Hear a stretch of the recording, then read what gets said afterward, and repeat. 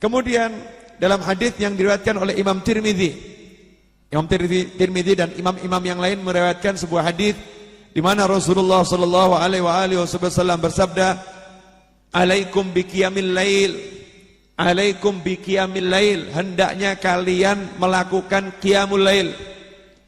Perlu dijelaskan dikit ya, bedanya qiyamul lail sama tahajud apa? Qiyamul lail sama tahajud apa? Kalau tahajud itu pasti qiyamul lail.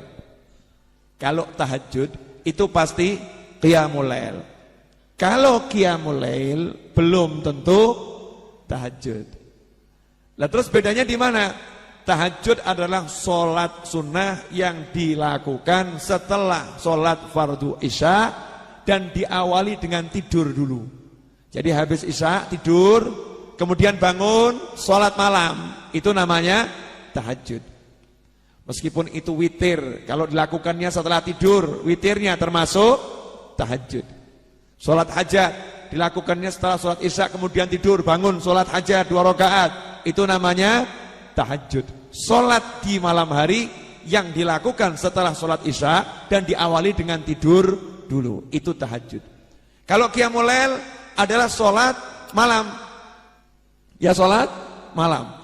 Ada yang mengatakan walaupun ba'dal maghrib, ba'dal maghrib sampai isya, menghidupkan maghrib sampai isya itu termasuk qiyamul lail. Karena maghrib udah masuk malam. Ada mengatakan yang enggak, ba'dal isya sampai sebelum subuh. Ba'dal isya sampai sebelum subuh itu qiyamul lail. Bagi yang menyatakan qiyamul lail maghrib sampai isya udah qiyamul lail, enak kan ya? Maghrib sampai isya udah qiyamul lail, mau enggak? Nyatanya yang ini pun kita enggak dapat. Yang gampang ini juga enggak dapat. Kan dalam suatu ayat Allah Ta'ala mewahyukan tatajafa junubuhum 'anil madhaji'. Tatajafa junubuhum 'anil madhaji'. Lambung mereka jauh dari tempat tidur. Jadi malam itu tidak tidur.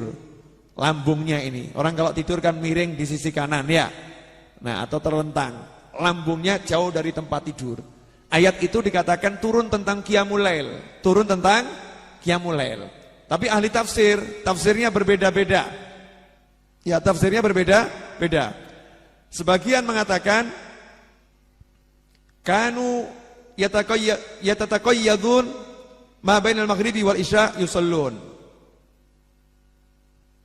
Ya, mereka dulu di antara maghrib sampai isya tidak tidur, mereka bangun sholat. Makanya dikatakan lambung mereka jauh dari tempat tidur.